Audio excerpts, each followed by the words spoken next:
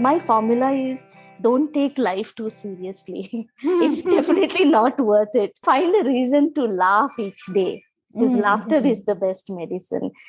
My take back from being in this space for so long is the fact that I have learned to be strong and I have learned to shed my vulnerability, probably stand up for what was rightfully due to me, irrespective of my gender. Hey, you are listening to Dream 100 Business Show podcast with Savita Hosamani.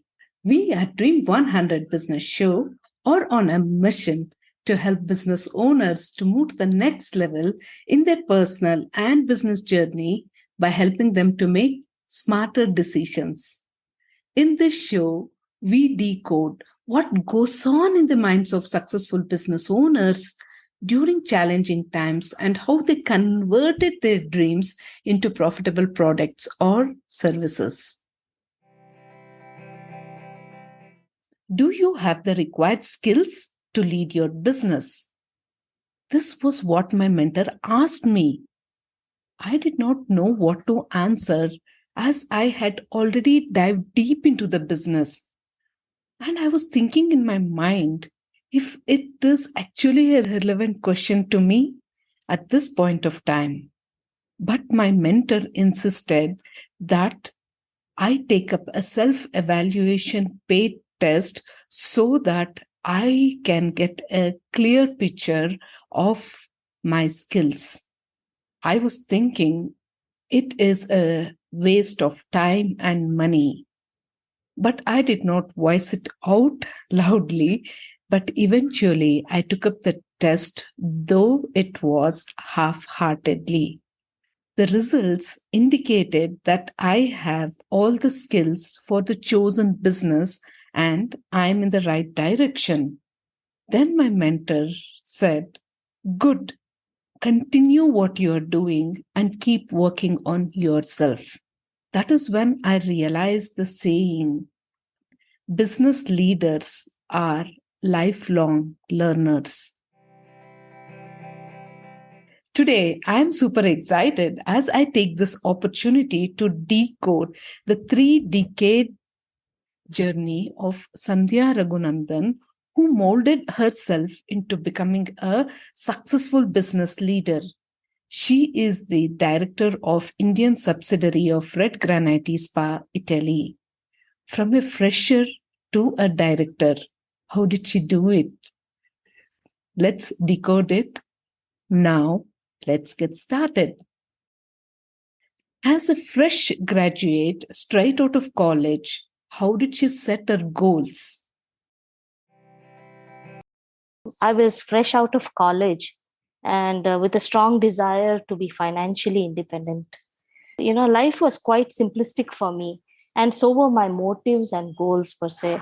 Basically, my yearning to work came from a need to be empowered financially and even otherwise.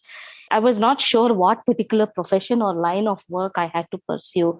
I wasn't clear in my mind. I was just 20 and I was to be married soon. It was just that I believed that if I was to walk this life alongside another person, my every stride was to match my partner's and vice versa. And this walk was together, no one ahead and no one behind. So, keeping these ideas in mind, I believed I needed to get a job, earn and contribute to my future married life. Leadership starts with setting of goals, isn't it? The next question which arises in my mind is, did she love what she was doing?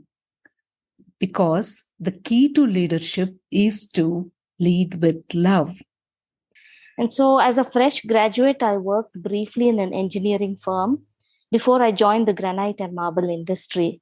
I really must say that the day I stepped into this industry, I just fell in love with what I did and what I learned each day.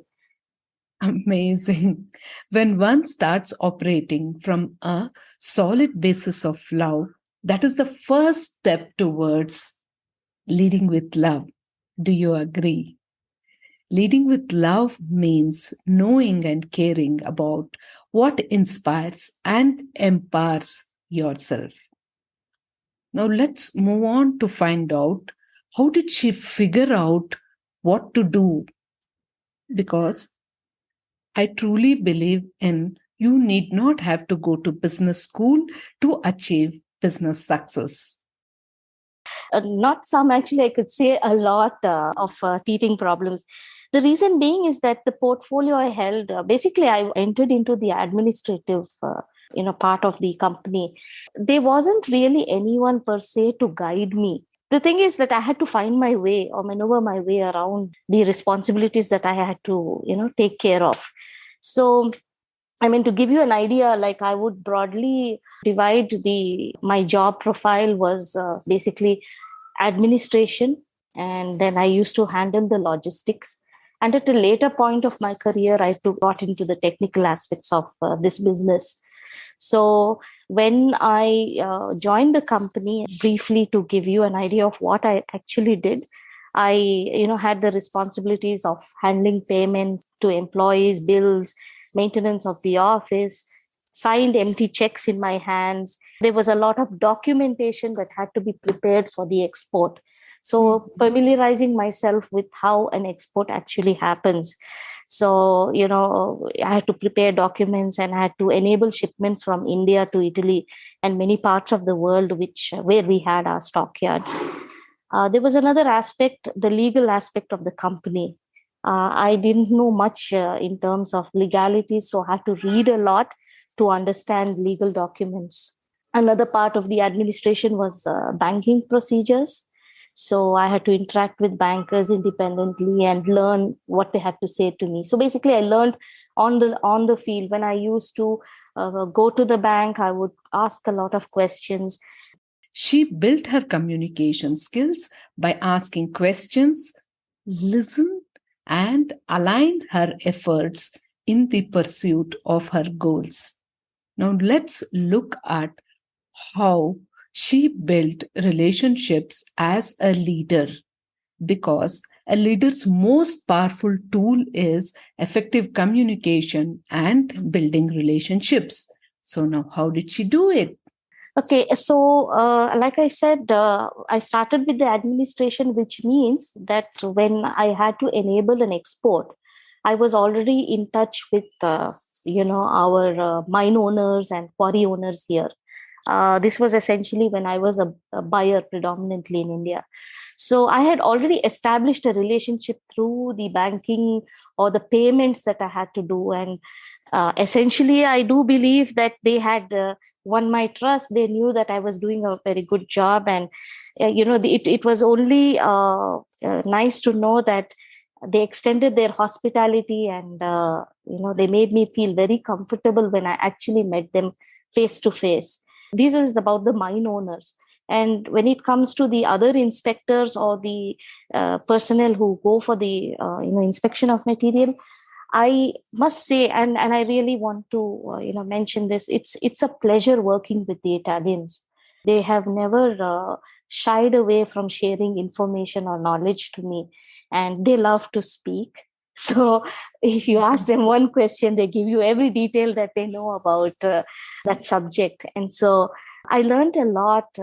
It could be during the fairs, international fairs, or the Stona that I used to attend. Could be interactions with them, or it could be the fact that I, would spend many hours traveling with my colleagues and interacting with them. That I found my familiarity. They found me comfortable, and the relationship developed. And while this was happening, I also learned a lot through them. Leaders cannot lead unless they understand the people they are leading. Great business leaders focus on building trust and creating a collaborative work environment. So, this is what she did.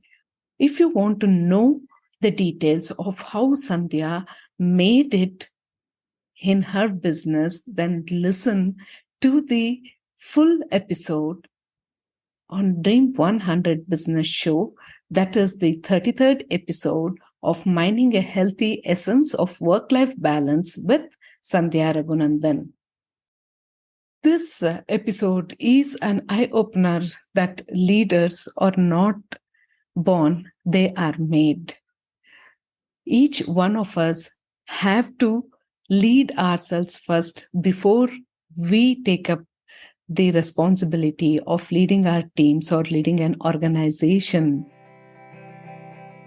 So, if you feel that you have learned something of value by listening to this episode, go ahead and share this episode to business owners so that they start molding themselves into successful business leaders. For real time interaction with real people, click on the link in the show notes and join the Telegram group to connect and interact with other listeners. We are waiting to hear from you. Thank you so much for being such a wonderful listener.